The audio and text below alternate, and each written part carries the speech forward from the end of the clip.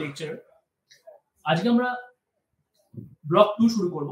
Unit 2 relationship of sociology with other social science, অর্থাৎ সমাজতত্ত্বের সাথে অন্যান্য সমাজ বিজ্ঞানগুলোর মধ্যে কি সম্পর্ক রয়েছে আজকে আমরা সেটা নিয়ে আলোচনা করব। তার মধ্যে যে পোর্শনটা আজকে আমরা আলোচনা করব সেটা হচ্ছে সমাজতত্ত্বের সাথে সামাজিক নৃতত্ত্ব। গতদিন আমরা যে বিষয়টা নিয়ে আলোচনা করেছিলাম যে সমাজতত্ত্বের সাথে সমাজতত্ত্বের উদ্ভব এবং সামাজিক নৃতত্ত্বের উদ্ভব, তাই ইউনিট 2 তে আমাদের প্রথম টপিকই কিন্তু হচ্ছে আবার সমাজতত্ত্ব নৃতত্ত্ব ফিরে আসছে। সমাজতত্ত্ব এবং সামাজিক নৃতত্ত্বের সম্পর্ক।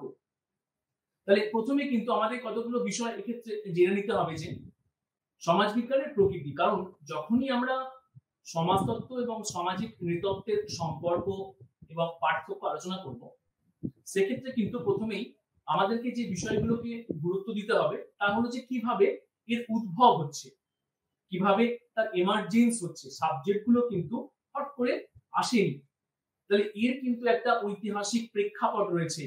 তাই এই ঐতিহাসিক প্রেক্ষাপট আজ কিন্তু আমরা এক্ষেত্রে আলোচনা করব। কোন কোন সাবজেক্ট দুটো? সেটা হচ্ছে সমাজতত্ত্ব এবং সামাজিক নৃতত্ত্ব। কেন? তার কারণ হচ্ছে এই দুটো বিষয়বস্তুই কিন্তু দেখো সোশ্যাল সায়েন্সের আন্ডারে পড়ে। আমরা ফিজিক্যাল সায়েন্স শুনেছি, সোশ্যাল সায়েন্স, তাহলে সমাজতত্ত্ব, সামাজিক নৃতত্ত্ব, ইকোনমিক্স, তারপরে তোমার হিস্ট্রি, ফিলসফি, এগুলো সব কিন্তু সোশ্যাল সায়েন্সের আন্ডারে যাচ্ছে। আমরা কিন্তু ব্লক 2 এর আন্ডারে যে যে বিষয়গুলো পড়ব, এই যে সমাজতত্ত্বকে একদিকে রাখবো আর অন্যদিকে রাখবো সামাজিক নৃতত্ত্ব, ইতিহাস, ইকোনমিক্স, অ্যানথ্রোপোলজি, তার সাথে রাখবো আমরা সাইকোলজি। এই সমস্ত বিষয়গুলোর সাথে সমাজতত্ত্বের কি সম্পর্ক রয়েছে, তার সাথে কি পার্থক্য রয়েছে। এই যে স্লাইডটাতে, এই স্লাইডটাতে আমরা আলোচনা করব, চেষ্টা করব যে সমাজতত্ত্বের প্রকৃতি। প্রথমেই আমরা যে বিষয়টিকে নিয়ে দেখবো সেটা হচ্ছে সমাজতত্ত্বের বিষয়বস্তু। যেমন ধরো এই পয়েন্টগুলো থেকে আমি এখানে শুরু করেছি, স্লাইডটা দেখা যাচ্ছে সমাজবিজ্ঞান সামাজিক বিজ্ঞানের মধ্যে সর্বকনিষ্ঠ। তাহলে যে যে সোশ্যাল সায়েন্সের উদ্ভব হয়েছে, যতগুলো আমরা সোশ্যাল সায়েন্স দেখবো, ইতিহাস, মনস্তত্ত্ব, নৃতত্ত্ব, এই সবগুলির মধ্যে কিন্তু সমাজতত্ত্ব সর্বকনিষ্ঠ। তার মানে এর জন্ম কিন্তু একদম প্রথম দিকে হয়েছে। তাই এই সাবজেক্টটার বিষয়বস্তু অনেক বেশি আমাদের কাছে প্রাসঙ্গিক আজকের দিনে। গতদিনের আলোচনায় আমরা বলেছিলাম সেটা হচ্ছে যে সমাজতত্ত্বের উদ্ভব করেছেন আগাস্ট কোথ। আগাস্ট কোথ 1838 এ যখন সমাজতত্ত্বের উদ্ভব করছে, তার মানে সব থেকে কনিষ্ঠতম বিজ্ঞান এবং সব থেকে বেশি প্রভাবশালী। আজকের সমাজে সমাজতত্ত্বের মতো বিষয়বস্তুর প্রয়োজনীয়তা কিন্তু অনেক বেশি। তাহলে এই যে সমাজতত্ত্ব, এই সমাজতত্ত্ব সাবজেক্টটার সমাহার কিভাবে হয়েছে? ল্যাটিন শব্দ সোশিয়াস এবং গ্রিক শব্দ লোগোস। সোশিয়াস যার অর্থ হলো সহযোগী, অ্যাসোসিয়েশন বা কম্পেনিয়ন বলা হয়, আর লোগোসের অর্থ হচ্ছে জ্ঞান। তার মানে সোশিয়াল শব্দটা কিন্তু পরোক্ষভাবে সমাজের কথাও বলে। তাহলে সমাজ সম্বন্ধে যে জ্ঞান, সেটাই হচ্ছে সমাজ বিজ্ঞান। শব্দটি কবে উদ্ভব হয়েছে? 1838 খ্রিস্টাব্দে। তাহলে 1838 এ সাবজেক্টটার উদ্ভব ঘটাচ্ছেন কে? আগাস্ট কোথ, ফরাসি সমাজতাত্ত্বিক। গতদিনের আলোচনাতেও কিন্তু আমরা এই বিষয়গুলিকে নিয়ে আলোচনা করেছিলাম। যেহেতু আজকেও ব্লক 2 এর আন্ডারে সেম টপিকের একটা পোর্শন আসছে যে কিভাবে সমাজতত্ত্ব এবং নৃতত্ত্বের মধ্যে সম্পর্ক ও পার্থক্য রয়েছে, তাই কিন্তু আমাদেরকে আবার সোশিয়োলজি এবং অ্যানথ্রোপোলজির উদ্ভব, তার সাথে তার বিবর্তন এবং তাদের মধ্যেকার সম্পর্ক ও পার্থক্য আলোচনা করতে হবে। কি বলা হচ্ছে? সমাজবিজ্ঞান হলো মানব সমাজের একটি বৈজ্ঞানিক অধ্যয়ন। মানব সমাজের বৈজ্ঞানিক অধ্যয়ন কেন? সোশিয়োলজি যে সাবজেক্ট, তার একদম কেন্দ্রবিন্দুতে রয়েছে দেখো সমাজ, তাই তো? সায়েন্স অফ সোসাইটি যেটা আগাস্ট কোথ বলছে। তাহলে সমাজের যখন বিজ্ঞান বলছি, যে কোনো সমাজ কাঠামোই কিন্তু মানুষকে বাদ দিয়ে সম্ভব নয়। এমন কোনো সমাজ কাঠামো আমরা চোখে দেখতে পাবো না যেখানে মানুষের কোনো অস্তিত্ব নেই। যেখানে মানুষ নেই সেখানে সমাজের কোনো ভূমিকা নেই। তাই যে কোনো সমাজকে যখনই আলোচনা করতে যাব আমাদের কিন্তু পরোক্ষভাবে কি আলোচনা করতে হবে, আমাদের আলোচনা করতে হবে কিন্তু সমাজকে ব্যাখ্যা করতে হবে। তাহলে সমাজকে ব্যাখ্যা করার যে প্রচেষ্টা, এটাই তো সমাজতত্ত্বের মূল কেন্দ্রবিন্দুতে রয়েছে। এবং সমাজতত্ত্ব যখন সমাজের আলোচনা করে তখন কিন্তু বৃহত্তর পরিসরে করে। একটা ব্যক্তি সে কিন্তু একা নয়, একটা ব্যক্তি কিন্তু সমগ্র সামাজিক প্রেক্ষাপটের সাথে সংযুক্ত। সে পরিবারের একটা অংশ, সে বিভিন্ন প্রতিষ্ঠানের অংশ, সে রাজনীতির একটা অংশ, তার সাথে অর্থনৈতিক সম্পর্ক রয়েছে, পাড়া প্রতিবেশীর সম্পর্ক রয়েছে। তাহলে যখনই ব্যক্তিকে আলোচনা করব তখনই কিন্তু আলোচনার মধ্যে আসবে সমষ্টিগত চিন্তা ভাবনা, সমষ্টি কেন্দ্রিক ব্যাখ্যা। তাই সমাজতত্ত্বের যে প্রকৃতি, সমাজতত্ত্বের প্রকৃতি হচ্ছে একটা মানব সমাজ, সমাজকে কেন্দ্র করে যে সমস্ত আন্তঃসম্পর্ক রয়েছে বিভিন্ন প্রতিষ্ঠানের মধ্যে তার সার্বিক সমষ্টিগত আলোচনায় কিন্তু সমাজতত্ত্বের কেন্দ্রীয় বিষয়বস্তু। যদি আবার আমরা নৃতত্ত্বের প্রশ্নটা দেখি, আজকের আলোচনার কিন্তু বিষয়বস্তু সমাজতত্ত্ব নৃতত্ত্বকে নিয়ে, তাই স্লাইড গুলোকে সেভাবেই তৈরি করা হয়েছে।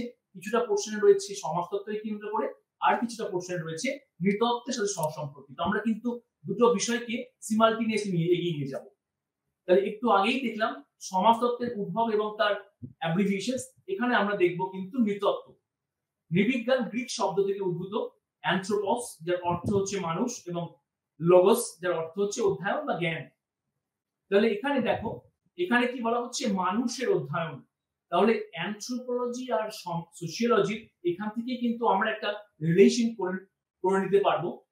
সমাজতত্ত্ব সমাজের অধ্যয়ন করছে, অ্যানথ্রোপোলজি মানুষের অধ্যয়ন করছে, কিন্তু দুটোই একে অপরের সাথে সহসম্পর্কিত। মানুষকে বাদ দিয়ে কিন্তু কখনোই আমরা সমাজের কথা চিন্তা করতে পারি না।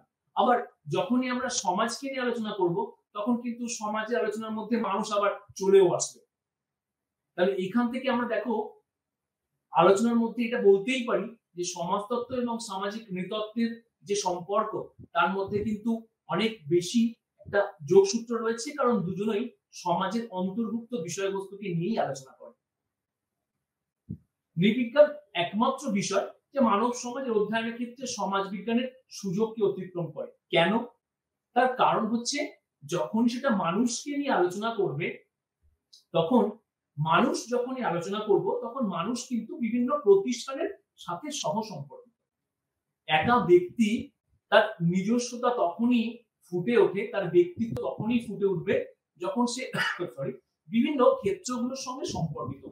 একটা ব্যক্তি পরিবারের সাথে সম্পর্কিত হয়েই কিন্তু সে পিতামাতা বা সন্তান বা স্বামী বা কন্যা এই রূপগুলো পেয়ে থাকে। তাহলে একটা ব্যক্তির যে বিভিন্ন ধরন, বিভিন্ন ভূমিকা, বিভিন্ন মর্যাদা তা কিন্তু বিভিন্ন প্রেক্ষাপটের সাথে সহসম্পর্কিত। স্টুডেন্ট আছে বলেই কিন্তু শিক্ষকের ভূমিকা, আবার শিক্ষক আর ছাত্রের মধ্যে সম্পর্কটা কিন্তু দুজনের আছে বলেই একজনকে আমি শিক্ষকের আন্ডারে ফেলবো, একজনকে আমরা ছাত্রের আন্ডারে ফেলবো।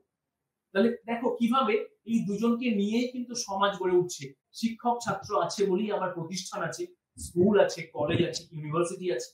তাহলে সামাজিক প্রতিষ্ঠান কিন্তু ব্যক্তিকে বাদ দিয়ে নয়, আবার ব্যক্তি একসাথে অনেকগুলো সম্পর্কের সাথে সহসম্পর্কিত। যে একটা ব্যক্তি অনেকগুলো ভূমিকা গুচ্ছকে, অনেকগুলো মর্যাদা গুচ্ছকে একসাথে প্লে করে থাকে। একটা ব্যক্তি সে বিভিন্ন জায়গায় বিভিন্ন রোল প্লে করে। কখনো সে পরিবারের মধ্যে সন্তানের রোল প্লে করছে, কখনো সে স্কুলের মধ্যে ছাত্রের রোল প্লে করছে, সে যখন বাইরে আছে তখন সে সাধারণ ব্যক্তি, সে যখন অন্য কোনো প্রতিষ্ঠানে আছে তখন কোনো মর্যাদাগত ব্যক্তি। তাহলে প্রত্যেক জায়গাতেই, প্রত্যেক ক্ষেত্রেই কিন্তু ব্যক্তির ভূমিকার পরিবর্তন হচ্ছে। আর এই প্রত্যেকটা জিনিসকে নৃতত্ত্ব কিন্তু পুঙ্খানুপুঙ্খভাবে আলোচনা করে। কিভাবে ব্যক্তির এই আচরণের মধ্যে পরিবর্তন, কিভাবে সংস্কৃতি ব্যক্তির আচরণের মধ্যে পরিবর্তন নিয়ে আসছে, তার বেশভূষা, তার চালচলন, তার কথাবার্তা, তার ভাষা, প্রত্যেকটা বিষয়ের সুস্পষ্ট ব্যাখ্যা কিন্তু সামাজিক নৃতত্ত্বের আলোচনার কেন্দ্রীয় বিষয়। নৃবিজ্ঞানের কিন্তু অনেকগুলো শাখা রয়েছে। সামাজিক নৃতত্ত্ব অনেকগুলো বিষয়কে কেন্দ্র করে আলোচনা করে। যেমন এখানে আমি আলোচনা করেছি, কতগুলো পয়েন্টকে দেখানোর চেষ্টা করেছি। Social cultural anthropology, physical anthropology, archaeological anthropology, linguistic anthropology. এই প্রত্যেকটা বিষয় কিন্তু কতগুলো নির্দিষ্ট ক্ষেত্রকে নিয়ে আলোচনা করে। কিছু ক্ষেত্র আলোচনা করে সামাজিক প্রেক্ষাপট, কিছু ক্ষেত্রের মধ্যে রয়েছে সংস্কৃতি, ব্যক্তি যে নির্দিষ্ট সাংস্কৃতিক পরিকাঠামোর মধ্যে বসবাস করছে তার গুরুত্ব, ব্যক্তির উপরে তার প্রভাব, ফিজিক্যাল অ্যানথ্রোপোলজি, ব্যক্তির শারীরিক গঠন, আমরা পরবর্তীকালে আলোচনা করব রেস এথনিসিটি, সেখানে আমরা বুঝবো কিভাবে একটা নির্দিষ্ট অঞ্চলে বসবাস করার ফলে ব্যক্তির আচার আচরণ, তার বডি স্ট্রাকচারের মধ্যেও কিন্তু অনেক পরিবর্তন আসে। যে সমস্ত মানুষ দেখবে সমতলে বসবাস করে তাদের যে শারীরিক গঠন, তাদের যে ফিজিক্যাল স্ট্রাকচার, ঠিক তেমনি যে সমস্ত ব্যক্তি ধরো হিলস পাহাড়ি অঞ্চলে বসবাস করছে তাদের শারীরিক গঠনের মধ্যে কিন্তু পরিবর্তন রয়েছে। তাহলে ফিজিক্যাল যে স্ট্রাকচার, শারীরিক গঠনগত যে পরিবর্তন নৃতত্ত্বের কিন্তু আলোচনার বিষয়বস্তু। আর্কিওলজিক্যাল অ্যানথ্রোপোলজি, আর্কিওলজি মানে পরিকাঠামো, একটা সমাজ কি ধরনের পরিকাঠামো, কি ধরনের স্ট্রাকচার। যদি আমরা বেঙ্গলের, যদি আমরা ইন্ডিয়ার একটা আমরা আরবান এরিয়া, নগর অঞ্চলের কথা বলি, যদি আমরা ঠিক ইন্ডিয়ার গ্রামাঞ্চলের কথা বলি, তাহলে গ্রামাঞ্চলের যে পরিকাঠামো শহরাঞ্চলের পরিকাঠামো ডিফারেন্ট। আবার যদি আমরা বিভিন্ন জায়গার গ্রাম নিয়ে আলোচনা করি, ধরো বীরভূমের কোন একটা গ্রাম নিয়ে আমরা আলোচনা করছি, বা বাঁকুড়ার কোন একটা গ্রাম নিয়ে আলোচনা করছি, বা মুর্শিদাবাদের কোন একটা গ্রাম নিয়ে আলোচনা করছি, তাহলে প্রত্যেকটা গ্রামের পরিকাঠামো, সেখানকার যে ঘর বাড়ি, তার আর্কিটেকচারাল ডিফারেন্সিয়েশন রয়েছে, পৃথক পৃথক আচার আচরণ, পৃথক পৃথক কাঠামো রয়েছে। তাহলে এগুলো কিন্তু নৃতত্ত্বের আলোচনার বিষয়বস্তু। ঠিক তেমনই রয়েছে লিঙ্গুইস্টিক, লিঙ্গুইস্টিক মানে যে বিষয়গুলো ভাষা কেন্দ্রিক বিভিন্নতা রয়েছে। আমরা জানি যে 2011 যে সেন্সাস, সেই সেন্সাসে কিন্তু সংবিধানে 22টি ভাষাকে স্বীকৃতি দেওয়া হয়েছে। এছাড়াও কিন্তু 11,500 মাতৃভাষা রয়েছে। তাহলে এই যে ভাষাগত বিভিন্নতা, মাতৃভাষাগত বিভিন্নতা, এই মাতৃগত ভাষাগত বিভিন্নতা এবং তার যে ডায়ালেক্টস, সেগুলো নিয়েও কিন্তু নৃতত্ত্ব আলোচনা করে। তাহলে যদি আমরা দেখি সমাজতত্ত্ব এবং সামাজিক নৃতত্ত্ব দুজনার কিন্তু আলোচনার পরিধি কিছু না হলেও পৃথক রয়েছে। কোথাও না কোথাও এটা তোমরা দেখতে পাবে যে সমাজতত্ত্বের আলোচনার পরিধি কিন্তু অনেক বৃহৎ, সেই তুলনায় সামাজিক নৃতত্ত্বের আলোচনার পরিধি কিন্তু ক্ষুদ্র, অনেক মাইনিউটলি ছোট্ট ছোট্ট বিষয়গুলোকে নৃতত্ত্ব তার আলোচনার মধ্যে কিন্তু অন্তর্ভুক্ত করে থাকে।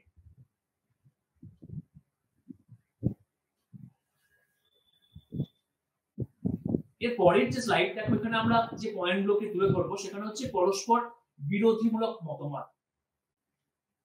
কিরকম? এখান থেকে আমরা বুঝতে পারবো সমাজতত্ত্ব এবং সামাজিক নৃতত্ত্বের মধ্যে কতগুলি গুরুত্বপূর্ণ দিক এবং তার মধ্যেকার কতগুলো ইম্পর্টেন্ট ক্ষেত্র।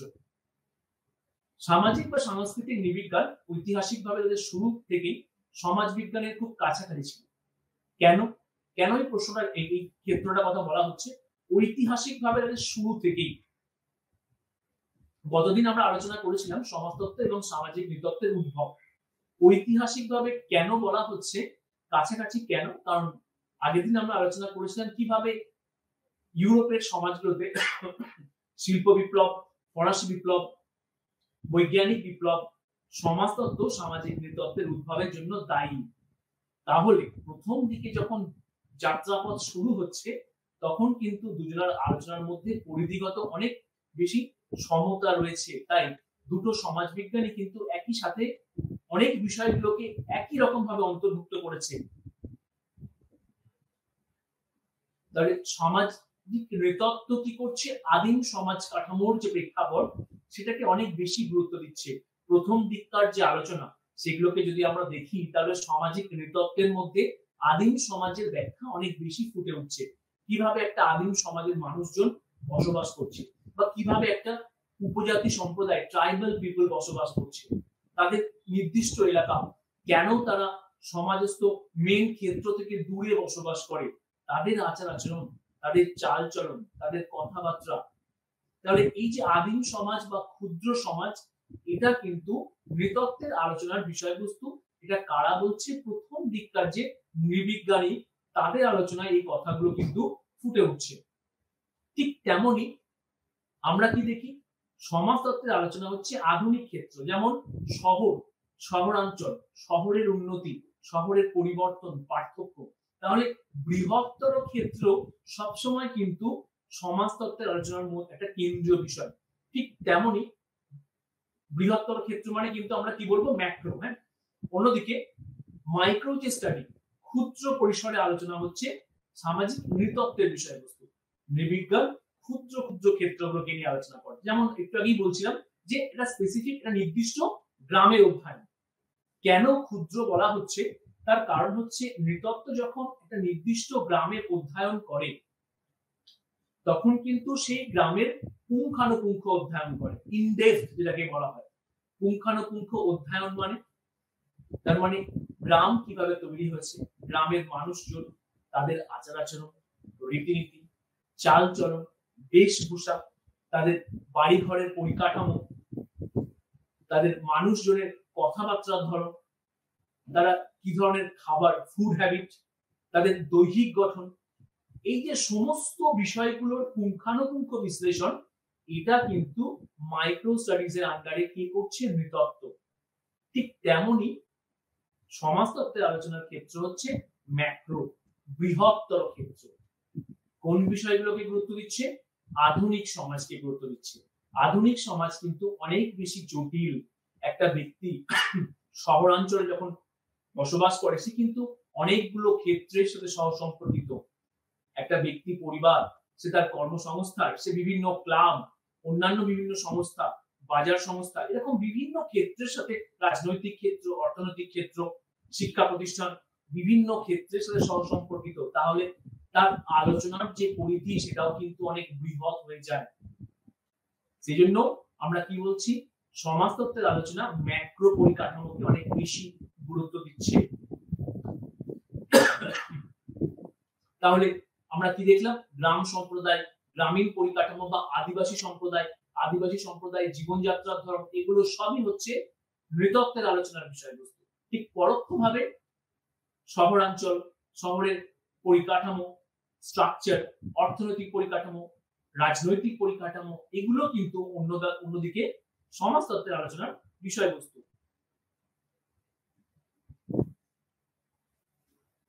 সমাজতত্ত্বের এবং সামাজিক নৃতত্ত্বের সম্পর্ক আর পার্থক্য যদি আমাদেরকে দেখতে হয়, তাহলে কিন্তু আমাদেরকে আবার তাদের উত্থান ও ইতিহাস আলোচনা করে নিতে হবে। কারণ দুটোই প্রাসঙ্গিক এবং দুটোই খুব কম সময়ের ব্যবধানে উদ্ভব হয়েছে। তাহলে সমাজতত্ত্বের যদি আমরা উত্থান ও ইতিহাস দেখি, তাহলে কি দেখব, আগের দিন আমরা আলোচনা করেছিলাম সমাজতত্ত্বের উদ্ভবের পেছনে কিন্তু কতগুলো বিপ্লব খুব গুরুত্বপূর্ণ ভূমিকা পালন করেছিল। তার মধ্যে হচ্ছে প্রথমে কি বলা হয়েছে, বৈজ্ঞানিক বিপ্লব। বৈজ্ঞানিক বিপ্লবের দ্বারা প্রভাবিত হয়ে শিল্প বিপ্লব, ফরাসি বিপ্লব, আমেরিকান রেভলিউশন, এগুলো হয়েছে। এগুলো কিন্তু সেই সময় ইউরোপিয়ান সমাজ কাঠামোতে একটা বিস্তর পরিবর্তন নিয়ে আসে, যার ফলস্বরূপ সেই সময় সমাজ নিয়ে ভাবনা চিন্তার প্রাসঙ্গিকতা অনেক বেশি গুরুত্বপূর্ণ।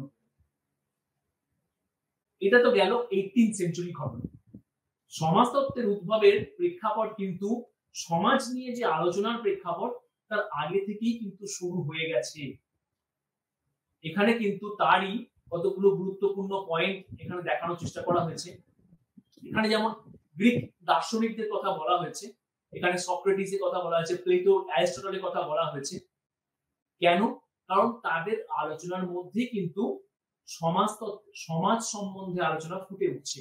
তারা সামাজিক পরিকাঠামো, সমাজে মানুষের আচার আচরণ, একটা সমাজকে কিভাবে শৃঙ্খলায়িত করা যায়, সেই বিষয়গুলোর আলোচনা কিন্তু তাদের মধ্যে ফুটে উঠছে।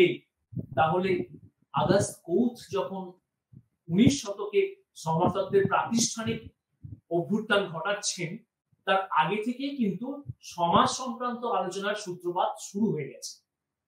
তার কিন্তু নিদর্শন আমরা এখানে কোথায় পাচ্ছি, সক্রেটিসের আলোচনায় আমরা পাচ্ছি, প্লেটো, অ্যারিস্টটল তাদের আলোচনার মধ্যে। 16 শতাব্দীতে আমরা কি দেখছি, সমাজ ও রাষ্ট্রের উপরে হবস, ম্যাকিয়াভেলির একটা গুরুত্বপূর্ণ ভূমিকা। তারা সমাজ ও রাষ্ট্রের কথা বলছে। সমাজতত্ত্বের উদ্ভব নিয়ে আলোচনা করতে হলে কিন্তু হবস, লকস, রুসো, মন্তেস্কু, এদের বিষয়বস্তু কিন্তু বারবার ফুটে উঠবে। তার কারণ হচ্ছে সেই সময় সমাজকে সুশৃঙ্খলিত করা তাদের বক্তব্যের মধ্যে কিন্তু বারবার ফুটে উঠছে। মানুষ কিন্তু নিজের স্বার্থেই সমাজকে সুশৃঙ্খলিত করছে, রাষ্ট্রের বিকাশ ঘটাচ্ছে। কারণ এই যে হানাহানি কাটাকাটি, ঠিক আছে, প্রকৃতির রাজ্যে মানুষ যে বসবাস করত, প্রকৃতির রাজ্য থেকে মানুষ নিজের সভ্য রাষ্ট্রের কথা ভাবছে, যেখানে কিন্তু আর সেই হানাহানি কাটাকাটির কিন্তু পরিকাঠামো পরিলক্ষিত হবে না। তাহলে তারা একটা সুষ্ঠু সমাজের কথা বলছে। সুষ্ঠু সমাজ তখনই সম্ভব হয়ে উঠবে যখন এমন একটি নিয়ন্ত্রণ পরিকাঠামো হবে, এমন একটি সার্বভৌমিক পরিকাঠামো হবে যে সমাজকে নিয়ন্ত্রণ করতে পারবে এবং সমস্ত মানুষ তার প্রতি আনুগত্য প্রদর্শন করবে। তাহলে প্রয়োজন কিসের? প্রয়োজন হচ্ছে রাষ্ট্রীয় পরিকাঠামো, এমন একটা রাজনৈতিক পরিকাঠামো যা সমস্ত মানুষকে একই দৃষ্টিতে দেখবে, একই রকম ভাবে তার উপরে গুরুত্ব প্রদান করবে। তাহলে যদি একই রকম ভাবে প্রত্যেকটা ব্যক্তিকে আমরা দেখা শুরু করি, তাহলে কিন্তু সমাজের মধ্যে কি হয়ে যাবে? সমাজের মধ্যে কোনো ভেদাভেদ থাকবে না, সমাজের বিকাশ অনেক বেশি সুষ্ঠু হয়ে উঠবে। আধুনিক সমাজ যদি আমরা চিত্র দেখি, আধুনিক সমাজের নিয়ন্ত্রণ পরিকাঠামো কিন্তু রাষ্ট্রের হাত ধরে বাস্তবায়িত হয়, তাই তো? আধুনিক সমাজের পরিকাঠামো কিন্তু ডিসেন্ট্রালাইজড, বিকেন্দ্রীকৃত সরকার। প্রত্যেকটা ক্ষেত্রের জন্য আলাদা আলাদা নিয়ন্ত্রণ পরিকাঠামো রয়েছে, পুলিশ প্রশাসন, শিক্ষা ক্ষেত্র, রাজনৈতিক পরিকাঠামো, প্রাতিষ্ঠানিক পরিকাঠামো, প্রত্যেকটা জায়গায় দেখো একটা নির্দিষ্ট নিয়ন্ত্রণ পরিকাঠামোর মধ্যে দিয়ে কিন্তু ব্যক্তি এগিয়ে যাচ্ছে। আমরা যখন স্কুল কলেজে যাই, স্কুল কলেজ কিন্তু তাদের নির্দিষ্ট নিয়ন্ত্রণ পরিকাঠামো দ্বারা সমস্ত পরিকাঠামোটাকে চালিয়ে নিয়ে যায়। আবার স্কুল কলেজ দেখো ইউনিভার্সিটি আন্ডারে কাজ করে, তাহলে ইউনিভার্সিটি নির্দিষ্ট পরিকাঠামো দিয়ে স্কুল কলেজগুলোকে নিয়ন্ত্রণ করে। তাহলে এই যে কলেজগুলোকে নিয়ন্ত্রণ করছে ইউনিভার্সিটি, তাহলে ইউনিভার্সিটি যখন কলেজগুলোকে নিয়ন্ত্রণ করছে তার মানে নির্দিষ্ট একটা পরিকাঠামো রয়েছে। তাহলে প্রত্যেকটা প্রতিষ্ঠান একটা নির্দিষ্ট রুলস এন্ড রেগুলেশনস দিয়ে এগিয়ে যায়।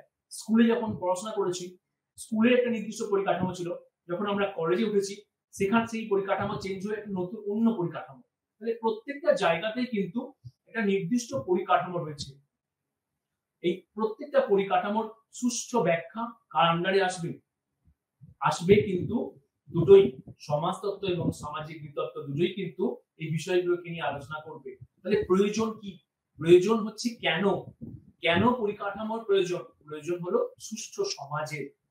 তাহলে যে সময়ে সমাজতত্ত্বের উত্থান হচ্ছে সেই সময় কিন্তু সমাজের মধ্যে এরকম অনেক বিরোধ, বিদ্রোহ, বিপ্লব, যার ফলে সমাজের যে সুষ্ঠু পরিকাঠামো সেটা ব্যাহত হচ্ছে। তাহলে এই ব্যাহত হয়ে যাওয়ার জন্যই কিন্তু সেখানে প্রয়োজন কি হলো? প্রয়োজন হলো এমন একটা পরিকাঠামোর যে সমাজকে সঠিক দিশা দেবে। তাই তো আগাস কোথ সমাজতত্ত্বের কথা বলছে।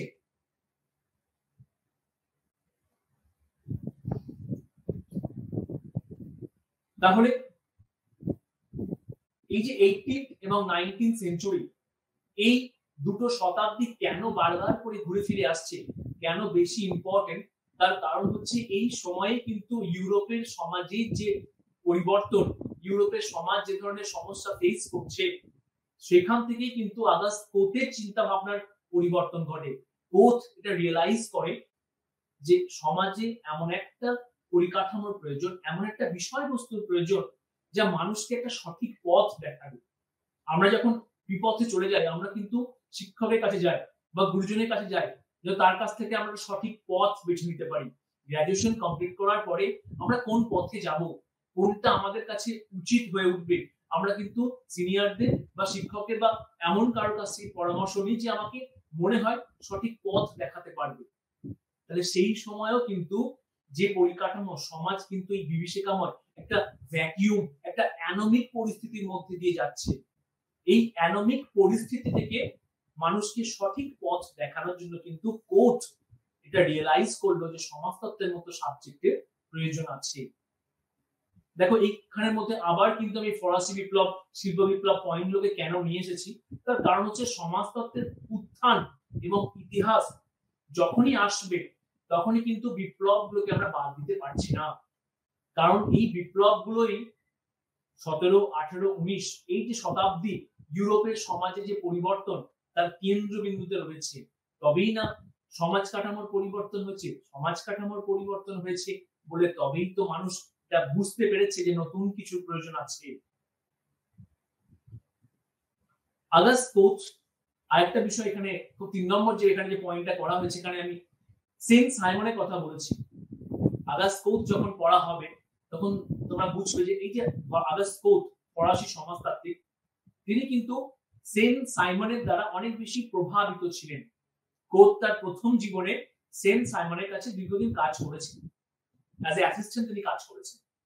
তাহলে সেন্ট সাইমন কিন্তু সেই সময় তার লেখাপত্র অনেক বেশি ডাইনামিক, বিপ্লবিক লেখাপত্র। তিনি কিন্তু সমাজের এই যে পরিবর্তন, সমাজ যে সমস্যার সম্মুখীন হচ্ছে, এটা সম্বন্ধে বিস্তর লেখাপত্র করেন। তিনি কিন্তু সমাজকে বৈজ্ঞানিক দৃষ্টিকোণ থেকে পরিবর্তনের কথা বলেন। কোচ যখন সেন্ট সাইমনের আন্ডারে কাজ করছেন, তখন কোচ কিন্তু তার দ্বারা অনেক বেশি প্রভাবিত। কোচ দেখছেন যে তার বক্তব্য কিন্তু অনেক বেশি সমাজের বাস্তবটাকে তুলে ধরছে। তাহলে কোচ যে সময়ে সেন্ট সাইমনের আন্ডারে অ্যাজ এ সেক্রেটারি কাজ করছেন, তখন কোচ কিন্তু তার দ্বারা প্রভাবিত হয়। কেন প্রভাবিত হয়? কারণ সেন্ট সাইমন সেই সময়ে ফরাসি সমাজ কাঠামোর চিত্রকে তুলে ধরছেন এবং সেই পরিকাঠামোকে পরিবর্তনের একটা পথকে দান করানোর চেষ্টা করছেন। পরবর্তীকালে সেন্ট সাইমন চিন্তা ভাবনা এবং তার যে ভাবধারা থেকে আগাস্ট কোচ সরে আসছেন। কোচ কিন্তু পরবর্তীকালে নিজে এটা উপলব্ধি করছেন যে সেন্ট সাইমনের কথাবার্তার মধ্যে সবসময় একটা বৈপ্লবিক চিন্তা ভাবনা রয়েছে। পরবর্তীকালে যখন তোমরা মার্কস পড়বে, তখন তুমি দেখবে যে মার্কসের চিন্তা ভাবনার মধ্যেও কিন্তু বৈপ্লবিক চিন্তা ভাবনার নিদর্শন রয়েছে। তাহলে এই যে বিপ্লব, এই যে বিপ্লবের মধ্যে দিয়ে সমাজ কাঠামোর যে পরিবর্তন, সেন্ট সাইমনের মধ্যে অনেক বেশি ফুটে ওঠে। কোচ কিন্তু পরবর্তীকালে সেখান থেকে সরে আসছে। তিনি বলছেন যে না, সবসময় কিন্তু বিপ্লবী সমাজ কাঠামোকে সঠিক পথে নিয়ে যাবে এরকম নয়। সমাজের মধ্যে প্রয়োজন কি? সমাজের মধ্যে প্রয়োজন হচ্ছে শৃঙ্খলা, সোশ্যাল অর্ডার। আমরা যে বর্তমান সমাজে বসবাস করি, সেটা কিন্তু নিয়ন্ত্রণ করছে কিন্তু সামাজিক শৃঙ্খলা, সোশ্যাল অর্ডার। আমরা সুষ্ঠুভাবে কাজ করতে কেন পারি? তার কারণ হচ্ছে প্রত্যেক জায়গার মধ্যে কিছু নির্দিষ্ট নিয়ম কাঠামো রয়েছে। তাহলে প্রয়োজন কি? প্রয়োজন হচ্ছে একটা অর্ডারের, একটা শৃঙ্খলা। বিপ্লবের মধ্যে দিয়ে সমাজের পরিবর্তন হোক, কিন্তু পরিবর্তন হওয়ার পরে আমার প্রয়োজন হচ্ছে একটা অর্ডার, যে মানুষকে একটা সঠিক পথে নিয়ে যেতে পারবে।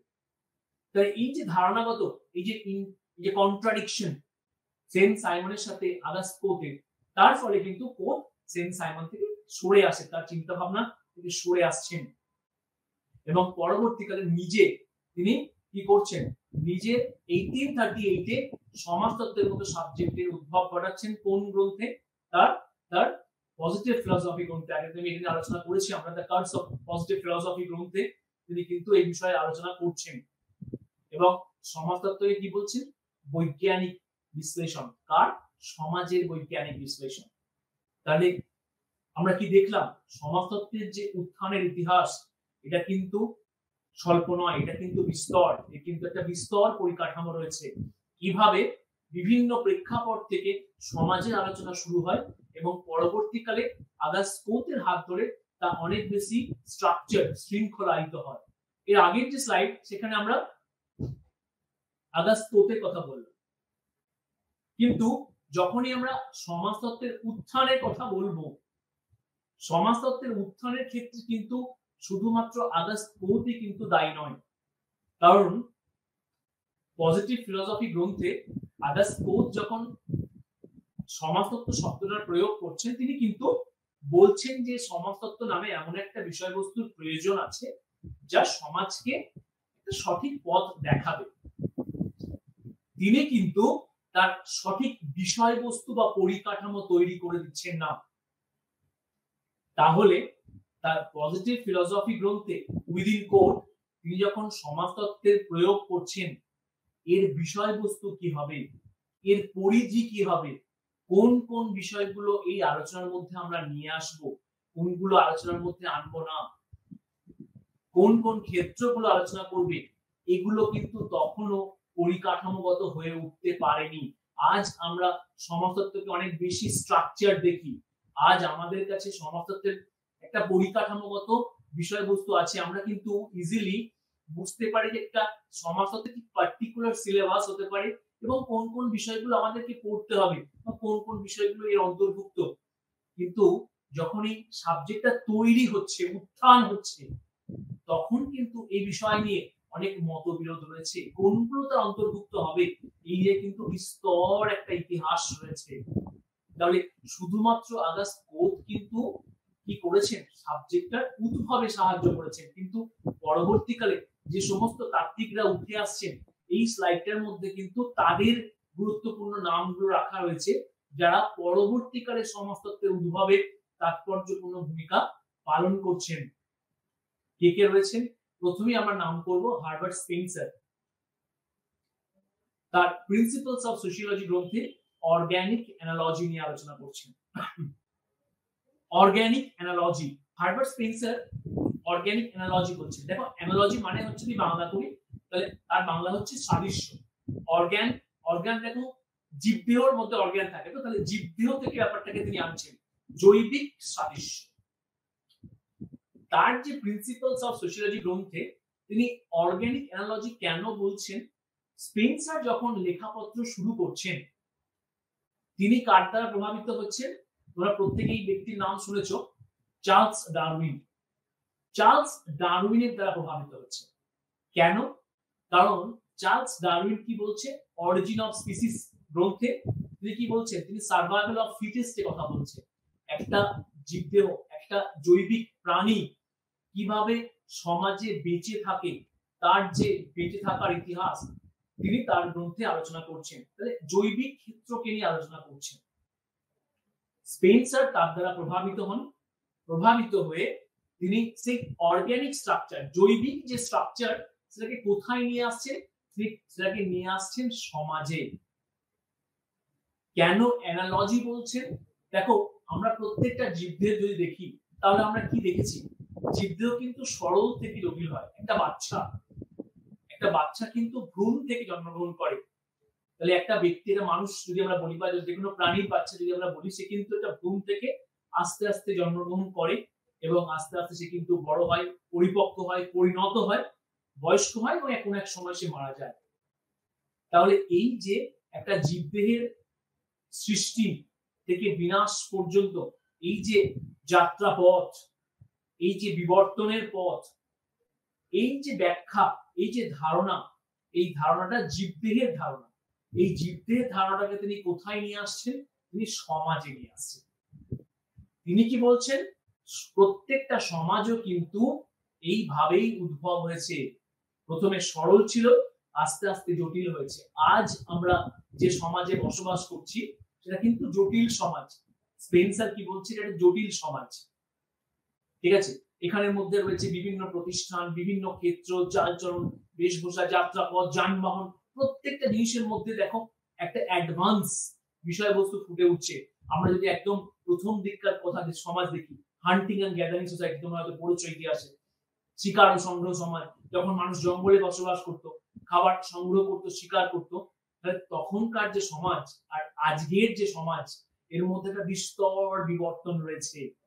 তাহলে এই বিবর্তনের যে প্রেক্ষাপট, এই প্রেক্ষাপট হার্বার্ট স্পেন্সার আলোচনা করছেন তার গ্রন্থগুলোতে, এবং তিনি সমাজ সম্বন্ধে বিস্তর কথা বলছেন। কিভাবে একটা সমাজের উদ্ভব, কিভাবে তার বিবর্তন, কিভাবে একটা রাষ্ট্রের উদ্ভব, কিভাবে তার বিবর্তন, এরকম বৃহত্তর ক্ষেত্র নিয়ে তিনি আলোচনা করছেন।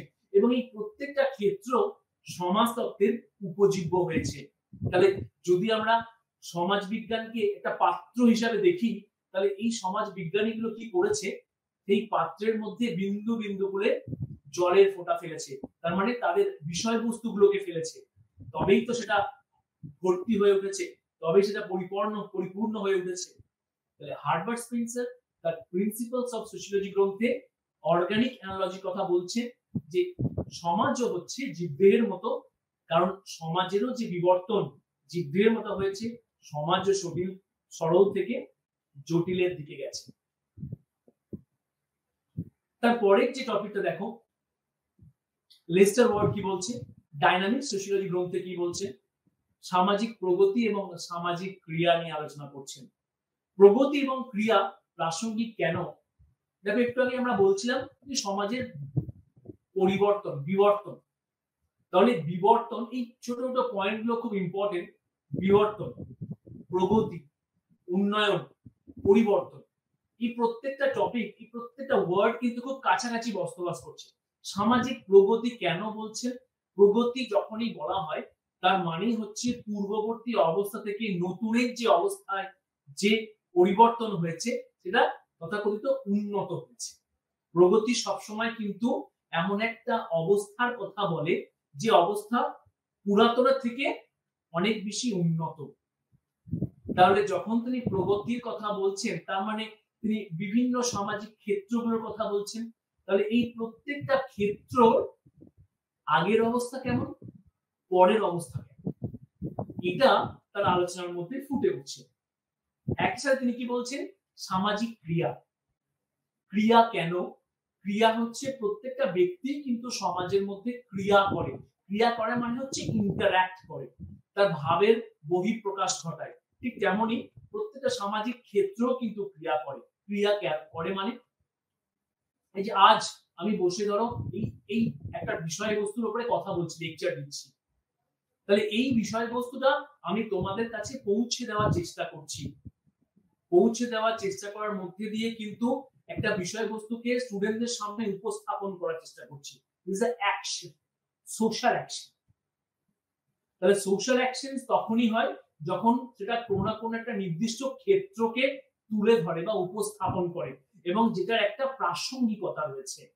তাহলে সমাজের প্রত্যেকটা ক্ষেত্রের কিন্তু একটা নির্দিষ্ট প্রাসঙ্গিকতা আছে বলেই কিন্তু সেটা অস্তিত্ব এক্সিস্ট করে। পরবর্তীকালে যখন আমরা ফাংশনালিজম নিয়ে আলোচনা করব তখন এই বিষয়গুলো নিয়ে আলোচনা করব, কিভাবে ফাংশনালিস্টরা ক্রিয়াকে ডিফাইন করছে, যে ব্যক্তি কি ধরনের ক্রিয়া করে এবং প্রত্যেকটা আচার আচরণের মধ্যে দিয়ে কিভাবে ফুটে উঠছে তার ভঙ্গি, তার উপস্থাপনা। তাহলে এই বিষয়বস্তুকে নিয়ে সামাজিক প্রগতি এবং সামাজিক ক্রিয়া, এটা কিন্তু লেস্টার ওয়ার্ডের যে গ্রন্থ ডাইনামিক সোশিয়োলজি সেক্ষেত্রে তিনি আলোচনা করছেন। তারপরের যে ব্যক্তি সমাজতত্ত্বের আর একটি গুরুত্বপূর্ণ ব্যক্তি, এর নাম তোমাদের সবসময় মনে রাখা উচিত, কারণ সমাজতত্ত্ব যখনই পড়বে, সমাজতত্ত্বের পরবর্তীকালে বিষয়বস্তু নিয়ে যখন আরো বেশি এগিয়ে যাওয়া হবে, যখন পরবর্তী ক্ষেত্রগুলো আমরা আরো বেশি করে আলোচনা করব, তখন তিনটে ব্যক্তির নাম তোমাদের কিন্তু বারবার ঘুরে ফিরে আসবে তোমাদের কাছে।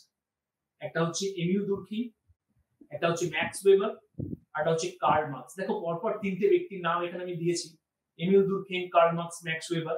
তার কারণ হচ্ছে এই যে তিনটে ব্যক্তি, এই তিনটে ব্যক্তি সমাজতত্ত্বকে এত বেশি স্ট্রাকচারালি সমৃদ্ধ করেছেন, পরবর্তীকালের যা কিছু আলোচনা, তার যে ভিত, তার যে বেস বলি তো আমরা, বাড়ি যখন তৈরি হয় তখন তো তার ভিত বানাতে হয়, তার বেস কিন্তু এরা তৈরি করে দিয়ে গেছে।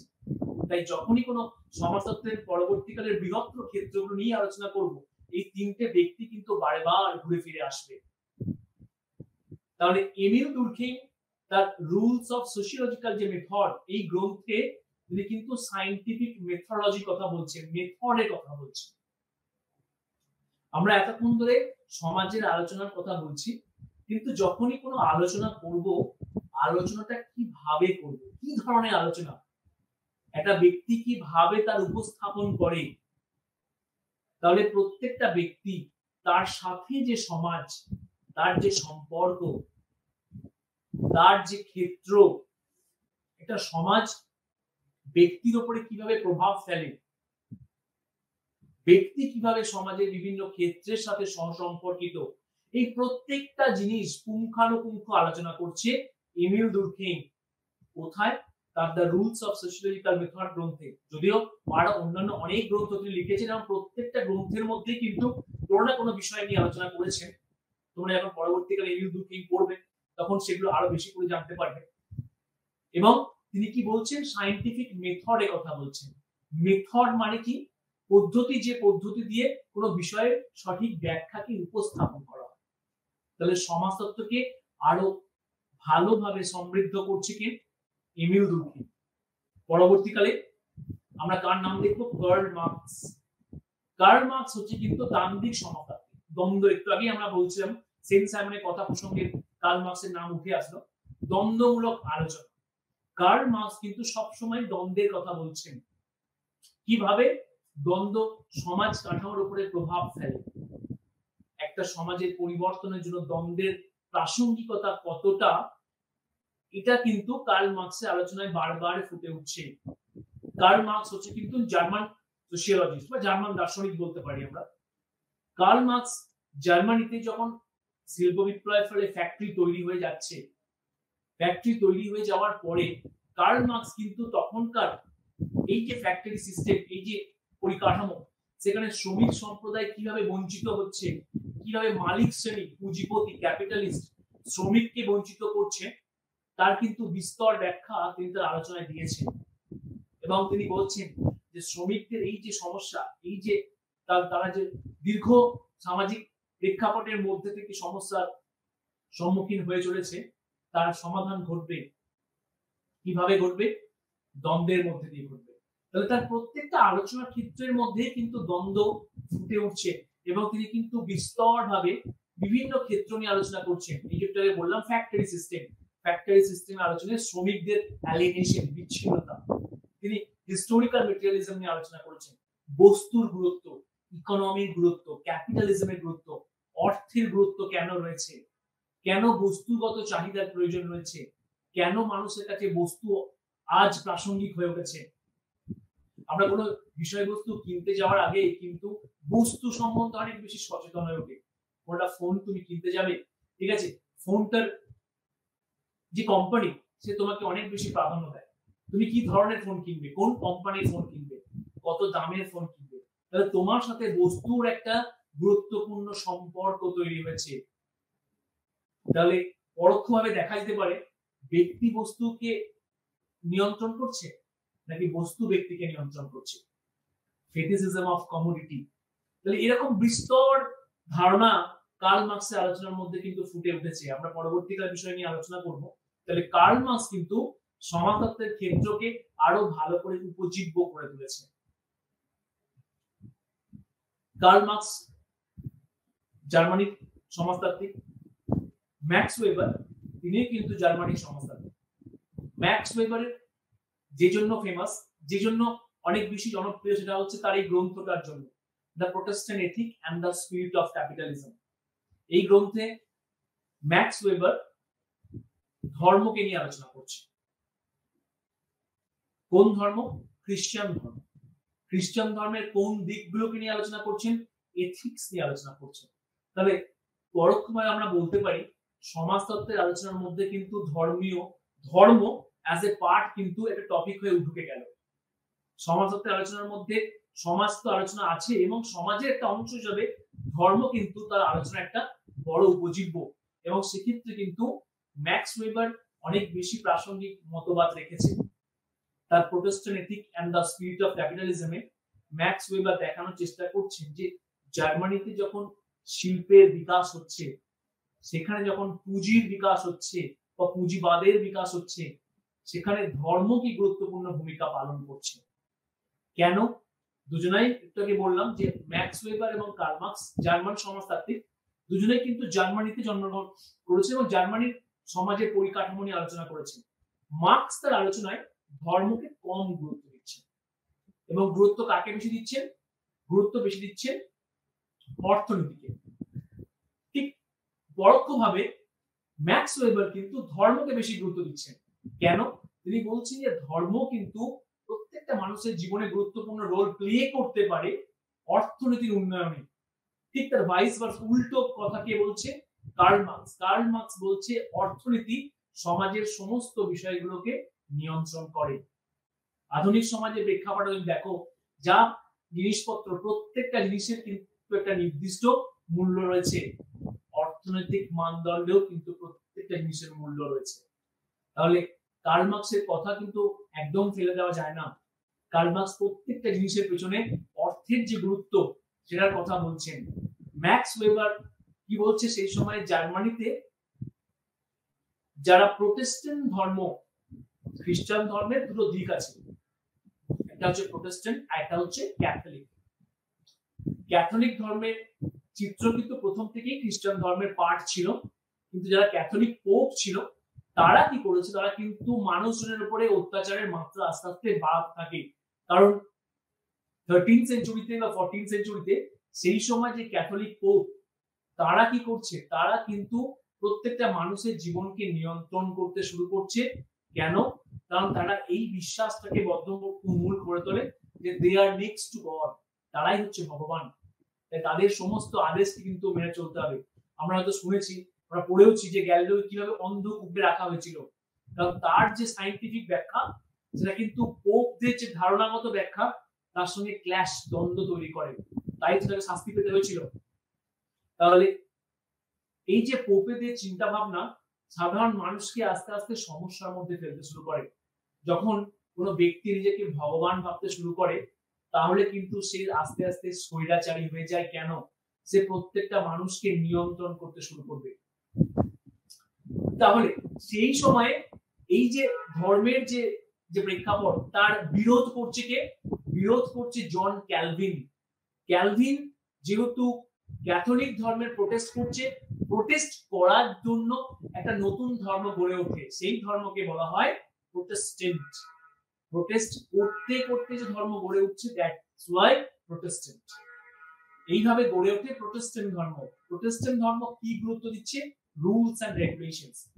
কার রুলস এন্ড রেগুলেশনস? বাইবেলের রুলস এন্ড রেগুলেশনস। তোমরা যদি চার্চগুলোতে যাও তোমরা নোটিস করবে ক্যাথলিক চার্চ হচ্ছে সেই চার্চগুলো যেখানে জিসাস ক্রাইস্টের মূর্তিটা আছে, কিন্তু প্রোটেস্ট্যান্ট চার্চে কিন্তু তুমি বাইবেল নোটিস করবে, সেখানে বাইবেল রাখা থাকে। যদিও আধুনিক সমাজে কিন্তু অনেক তোমার ক্যাথলিক প্রোটেস্ট্যান্ট চার্চেও কিন্তু জিসাস ক্রাইস্টের মূর্তি আছে।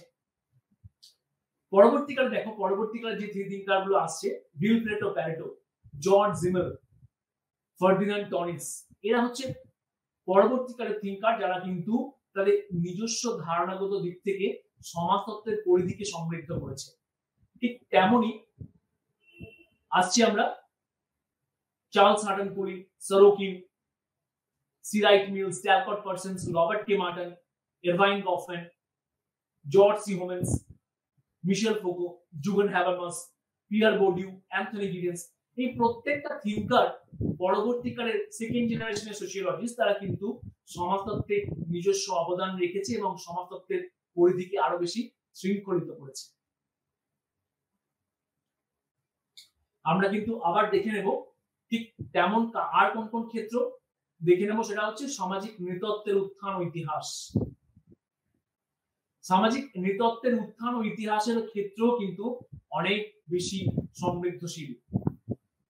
সেখানেও কিন্তু আমরা কার কার নাম পাবো? সেখানেও কিন্তু আমরা সক্রেটিস, প্লেটো, অ্যারিস্টটল এদের নাম পাবো, কারণ এরাও কিন্তু নৃতত্ত্বের উদ্ভবে তাৎপর্যপূর্ণ অবদান রেখেছে। কারণ দেখো, একটু আগে আমি বলছিলাম সমাজতত্ত্বের আলোচনা প্রসঙ্গে, এই প্রত্যেকটা ব্যক্তি তারা কিন্তু সমাজ নিয়ে আলোচনা করছে। সমাজ এবং মানুষের কিভাবে ভালো হওয়া উচিত, মানুষ কিভাবে সুশৃঙ্খলিত জীবনযাপন করবে, একটা সমাজ কিভাবে সুশৃঙ্খলিত হবে। তাহলে প্রত্যেকটা ক্ষেত্রই যখন এই বিষয়গুলো ফুটে উঠছে, বা ধরো পঞ্চম শতাব্দী যখন হেরোডোটাস যখন তার যে লেখাপত্র, তার লেখাপত্রের মধ্যে সমাজের পরিকাঠামো আসছে। তাহলে যখন প্রথম দিককার যে আলোচনা, সেই আলোচনার মধ্যে দেখো পুঙ্খানুপুঙ্খ আলোচনা আছে, ব্যক্তি তার সে কোন জায়গায় বসবাস করছে, তার ফ্যামিলি ব্যাকগ্রাউন্ড, তার সংস্কৃতি, তার রীতিনীতি। তাহলে এই প্রত্যেকটা বিষয় কি হচ্ছে, সেই সময়কার মানুষজনের আলোচনার মধ্যে ফুটে উঠছে এবং তারা কিন্তু সমাজকে একটা শৃঙ্খলিত করার কথা বলছেন। পরবর্তীকালে এই একটু আগে যে নামগুলো আমরা বললাম, এই যে হবস, লকস, রুসো, ম্যাকিয়াভেলি, এরা প্রত্যেকেই কিন্তু কি করছে, প্রত্যেকেই কিন্তু সমাজ এবং রাষ্ট্রের পরিকাঠামোর কথা বলছে। কারণ রাষ্ট্রের প্রয়োজন আছে। সমাজ কিন্তু দীর্ঘদিন ধরে এই সমস্যার বাতাবরণ বা যুদ্ধের বাতাবরণের মধ্যে থাকবে না। যুদ্ধের পরে কিন্তু কি চাই আমরা? যুদ্ধের পরে মানুষ শান্তি চায়, মানুষ কিন্তু একটা সুষ্ঠু জীবনযাপন চায়। তাহলে এই সুষ্ঠু জীবনযাপনের জন্যই কিন্তু প্রয়োজন কি, সুষ্ঠু জীবনযাপনের জন্য প্রয়োজন হচ্ছে কিন্তু একটা সুশৃঙ্খল, এবং সুশৃঙ্খল এই যে সুশৃঙ্খলিত পরিকাঠামো, সেটা কিন্তু নৃতত্ত্বের আলোচনার একটি কেন্দ্রীয় বিষয়। এই তিনটে পর্যায় গতদিনের আলোচনাতেও আমরা বলেছিলাম নৃতত্ত্বের আলোচনা এই তিনটি গুরুত্বপূর্ণ পর্যায়, প্রথম পর্যায়, দ্বিতীয় পর্যায় এবং তৃতীয় পর্যায়, এবং এর কতগুলো ক্ষেত্র সময়কাল টাইম ফ্রেম আছে। 1725 থেকে 1840, 1840 থেকে 1890, 1818 থেকে 1881। আচ্ছা, ওরা হেনরি মর্গানের টাইম ফ্রেম বলছি, তাহলে 1890 পরবর্তী যে প্রেক্ষাপট, তাহলে 1809 এই যে তিনটে ক্ষেত্র, এই তিনটে ক্ষেত্র কেন গুরুত্বপূর্ণ? কারণ এই তিনটে ক্ষেত্রে বিভিন্ন ধরনের নৃবিজ্ঞানীদের উত্থান হয়েছে। প্রত্যেকটা নৃবিজ্ঞানী তাদের মতো করে কিন্তু সমাজকে আলোচনা করেছে। তাহলে প্রথম দিককার যদি আমরা পর্যায় দেখি, সেখানকার আলোচনার মধ্যে কিন্তু সমাজ এবং সভ্যতার একটা পরিকাঠামোগত ক্ষেত্র রয়েছে, কিভাবে শৃঙ্খলিত সমাজ হবে এবং রাষ্ট্রের প্রয়োজন। প্রথম দিককার আলোচনা একটা কেন্দ্রীয় বিষয়। আমরা যখন দ্বিতীয় পর্যায়ে দেখব, দ্বিতীয় পর্যায়ে আলোচনার মধ্যে সমাজের বিবর্তন একটা প্রেক্ষাপট উঠে আসছে, যে কিভাবে সরল সমাজ জটিলের দিকে যাচ্ছে। আর তৃতীয় পর্যায়ে কি দেখছি? তৃতীয় পর্যায়ে এই যে বিভিন্ন অ্যানথ্রোপোলজিস্ট নৃবিজ্ঞানী রয়েছেন, মর্গ্যান আছে, ম্যাকলেনান রয়েছে, টেলর রয়েছে, বোয়ালস আছে, জেমস জর্জ ফ্রেজার আছে, রিভার্স আছে। এরা কি করছে? এরা কিন্তু বিভিন্ন সমীক্ষার মধ্যে দিয়ে, এথনোগ্রাফিক স্টাডির মধ্যে দিয়ে প্রত্যেকটা সমাজের একটা ক্ষেত্রকে আলোচনা করছে। কেউ সংস্কৃতিকে নিয়ে আলোচনা করেছে, কেউ ভাষাকে নিয়ে আলোচনা করেছে, এবং তার আলোচনাগুলো কি হয়েছে? তাদের আলোচনা নৃতত্ত্বকে অনেক বেশি সমৃদ্ধশালী করেছে। যখনই কোন একটা ব্যক্তির ভাষা কেন্দ্রিক আলোচনা করব, তখন কিন্তু তার সমস্ত ক্ষেত্রের পুঙ্খানুপুঙ্খ বিষয় আলোচনার মধ্যে ফুটে আসবে। সেখানে কিন্তু তার শৃঙ্খলাও ফুটে আসবে, সেখানে তার বিবর্তনও ফুটে আসবে, এবং কিভাবে ভাষা পরিবর্তিত হচ্ছে এবং ব্যক্তির ভাষার মধ্যে ডায়ালেক্টস চেঞ্জ হচ্ছে, তাও কিন্তু তাদের আলোচনা থেকে সমৃদ্ধশালী হয়ে উঠছে। তাহলে এইভাবে প্রত্যেকটা নৃবিজ্ঞানীতে আগের স্লাইডে যেমন বললাম সমাজ বিজ্ঞানী, তারা নিজস্ব আলোচনার মধ্যে দিয়ে ক্ষেত্রগুলোকে অনেক বেশি সমৃদ্ধশালী করছে। এই যে স্লাইডটা, এই স্লাইডের মধ্যে আমরা আলোচনা করব সমাজ বিজ্ঞান এবং সামাজিক বিজ্ঞানের মধ্যে সম্পর্কটা হয়তো কোনো জায়গায় বাদ চলে গেছে অপরের মধ্যে। সমাজ বিজ্ঞান এবং সামাজিক বিজ্ঞানের মধ্যে সম্পর্ক। সমাজ বিজ্ঞান অতীতের আমাদের জ্ঞান থেকে বর্তমান সময়ে সামাজিক ঘটনা বোঝার জন্য নৃবিজ্ঞানীদের উপর নির্ভর করতে হয়, এবং প্রায় নৃবিজ্ঞান দ্বারা সরবরাহ করা হয়। দেখো এই যে ক্ষেত্রগুলো, এখানে যে পয়েন্টগুলো রয়েছে, সমাজ বিজ্ঞানিক বিষয় যেমন পারিবারিক উৎপত্তি, বিবাহের সূচনা, ব্যক্তিগত সম্পত্তি, ধর্মের জন্ম। কেন এই পয়েন্টগুলো? এই প্রত্যেকটা পয়েন্ট থেকে একটা জিনিস বুঝে নিতে হবে, যে সমাজতত্ত্ব এবং নৃতত্ত্ব দুজনারই কেন্দ্রীয় ক্ষেত্র কি? সমাজ। একজন বৃহত্তর ক্ষেত্রকে নিয়ে আলোচনা করছে, একজন ক্ষুদ্র ক্ষেত্রকে নিয়ে আলোচনা করছে। তাহলে যখনই আমরা বর্তমান সমাজ নিয়ে আলোচনা করব, যদি সোশিওলজি বা সমাজতত্ত্ব বর্তমান সমাজের জটিল প্রেক্ষাপট নিয়ে আলোচনা করে, তাহলে তাকে কিন্তু কোন কোন ক্ষেত্রকে নিয়ে দেখতে হবে? তাকে কিন্তু অতীতের ক্ষেত্র নিয়ে আলোচনা করতে হবে। কেন? কারণ আজকের এই বর্তমান সমাজ হট করে কিন্তু তৈরি হচ্ছে না। আমি রাতে ঘুম থেকে উঠলাম, সকালে ঘুম থেকে উঠে দেখছি সমাজে পরিবর্তন হয়ে গেছে। তখন হান্টিং এন্ড গ্যাদারিং সোসাইটি ছিলাম, এখন ধরো একদম অট্টালিকা ফ্ল্যাটের মধ্যে বসবাস করছি। ধর একদিন তৈরি হয়নি, এর তৈরি হওয়ার পেছনে রয়েছে একটা সুদক্ষ বিবর্তন। তাহলে আধুনিক সমাজ আলোচনা করতে হলে অতীত সমাজ থেকে তার বিবর্তন আমাকে দেখতেই হবে। কি করে আজ আমরা এই জায়গায় পৌঁছেছি, তাহলে কি করে যখন এই বিবর্তনে আলোচনা করব, তখন আমায় কিন্তু কার উপর নির্ভরশীল হতে হবে? আমাকে কিন্তু নির্ভরশীল হতে হবে অতীতের উপর। তার মানে কার উপরে? নৃতত্ত্বের উপর। তার মানে কি দেখলাম? সমাজতত্ত্বের সাথে সামাজিক নৃতত্ত্বের সম্পর্ক রয়েছে। কেন?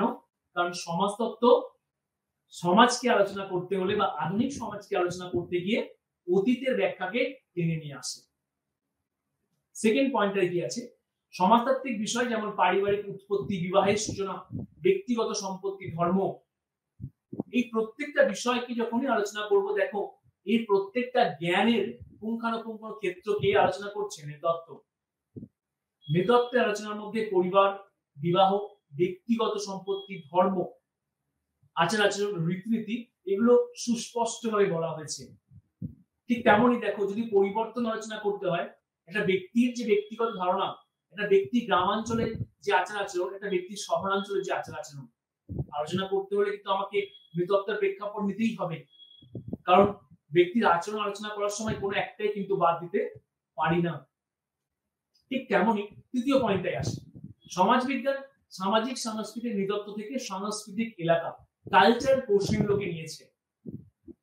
কালচার ছাড়া তো সমাজের ব্যক্তির অস্তিত্বকে তুলে ধরা ইম্পসিবল। একটা ব্যক্তি কিভাবে কথা বলে, সে কোন পরিবারে জন্মগ্রহণ করেছে, তার যে আচার আচরণ, তার যে রীতিনীতি, তার যে কথা বলার ধরন, তার যে বেশভূষা, সবের রিফ্লেক্টেড কি থ্রু হয়? Culture through. তাহলে একটা ব্যক্তি যেখানে বসবাস করে তাকে ঘিরেই তো সংস্কৃতি। ব্যক্তি কিন্তু সংস্কৃতির বাইরে কখনোই অবস্থান করে না। নৃতত্ত্বের মধ্যে সংস্কৃতির সুস্পষ্ট ব্যাখ্যা আমরা পেয়ে থাকবো। একটা ব্যক্তি অন্য ব্যক্তি কিভাবে আলাদা, একটা ব্যক্তির পরিবার অন্য ব্যক্তির পরিবারের থেকে ডিফারেন্ট, একটা ধর্মীয় পরিকাঠামো অন্য ধর্মীয় পরিকাঠামো থেকে ডিফারেন্ট, আলাদা। তাহলে সংস্কৃতি এই সমস্ত বিষয়গুলোর মধ্যে মিশে রয়েছে। সমাজতত্ত্ব যখন সংস্কৃতি নিয়ে আলোচনা করছে, সংস্কৃতির বিভিন্ন দিক নিয়ে আলোচনা করছে, তখন কিন্তু সে নৃতত্ত্বের দ্বারা প্রভাবিত হয়েছে। ঠিক তেমনই দেখো, প্রথমেই যখন আমরা বিবর্তন নিয়ে আলোচনার কথা বলছিলাম, আধুনিক সমাজের ব্যাখ্যা কখনোই অতীত সমাজকে বাদ দিয়ে নয়।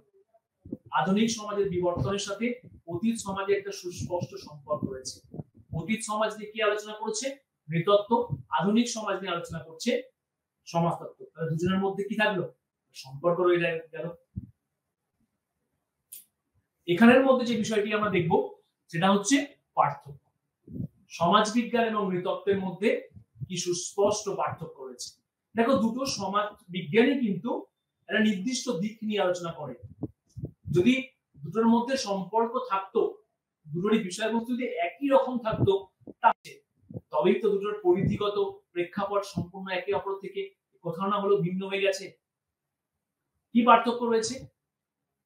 সমাজবিজ্ঞান আধুনিক সভ্য এবং জটিল সমাজের অধ্যয়ন করে, তার মানে তার পরিধি অনেক বেশি বৃহৎ। আধুনিক কংক্রিট জটিল সমাজ, শহরাঞ্চলের যে জীবন শৈলী, সমাজতত্ত্বের আলোচনার একটা বৃহত্তর প্রেক্ষাপট জুড়ে রয়েছে। ঠিক তেমনি নৃতত্ত্বের আলোচনা কিন্তু অনেক বেশি সরল, আদিম সমাজ। তাহলে সরল সমাজ, গ্রামীণ সমাজ, এগুলো কিন্তু নৃতত্ত্বের আলোচনার প্রেক্ষাপটের মধ্যে অন্তর্ভুক্ত। পরবর্তী যে পয়েন্ট, সেই পয়েন্টটা যদি আমরা দেখি সেক্ষেত্রে আমরা দেখবো যে সমাজবিজ্ঞানীরা কি করছে, সমাজের অংশগুলিকে নিয়ে অধ্যয়ন করে। পরিবার, বিবাহ, সামাজিক পরিবর্তন, গতিশীলতা, প্রতিষ্ঠান। তাহলে এই যে প্রত্যেকটা সামাজিক পরিকাঠামো, এই প্রত্যেকটা সামাজিক পরিকাঠামোর কিন্তু নিজস্ব ক্ষেত্র রয়েছে। একই সাথে এই প্রত্যেকটা অংশ দেখো একে অপরের সাথে সহসম্পর্কিত। যখনই আমরা পরিবারকে নিয়ে আলোচনা করব, পরিবার কিন্তু সমাজের মধ্যে বিচ্ছিন্ন হয়ে বসবাস করে না। পরিবার গড়ে ওঠে কিন্তু বিবাহের উপর ভিত্তি করে। তার মানে পরিবারের সাথে বিবাহের সম্পর্ক রয়েছে। তাহলে যখনই কোনটা নির্দিষ্ট পরিবার আলোচনা করব, তাহলে কিন্তু আমাকে বিবাহকে আলোচনা করতেই হবে। পরিবার আলোচনা করা মানেই কিন্তু তার একটা নির্দিষ্ট সাংস্কৃতিক পরিকাঠামো রয়েছে, তার আচার আচরণ রয়েছে। একটা নির্দিষ্ট পরিবার কোথায় বসবাস করে, তার মানে ভৌগোলিক পরিকাঠামো। তাহলে এই যে প্রত্যেকটা অংশের মধ্যেকার যে সম্পর্ক, যে বৃহত্তর ক্ষেত্র, প্রাতিষ্ঠানিক জটিলতা, এটা সমাজতত্ত্বের মধ্যে রয়েছে। কিন্তু নৃতত্ত্বের আলোচনা অনেক বেশি সরল। নৃতত্ত্ব একটা নির্দিষ্ট অঞ্চলের পুঙ্খানুপুঙ্খ আলোচনা করে। তাহলে সাংস্কৃতিক ক্ষেত্র নৃতত্ত্বে অনেক বেশি প্রাধান্য পায়। তাহলে আমরা কি দেখলাম? মাইক্রো এবং ম্যাক্রো। সমাজতত্ত্বের ক্ষেত্র হচ্ছে ম্যাক্রো, ঠিক তেমনি নৃতত্ত্বের ক্ষেত্র হচ্ছে ছোট। তাহলে আজকের এই যে বিষয়বস্তু, সমাজতত্ত্ব এবং সামাজিক নৃতত্ত্ব, এর মধ্যে কিছু সম্পর্ক আর কিছু পার্থক্য, এই আলোচনা আমরা করব এবং এটাই কিন্তু প্রশ্ন হিসেবে পরীক্ষাতে আসবে। তাহলে আজকে আলোচনা আমরা এখানেই শেষ করি। নমস্কার।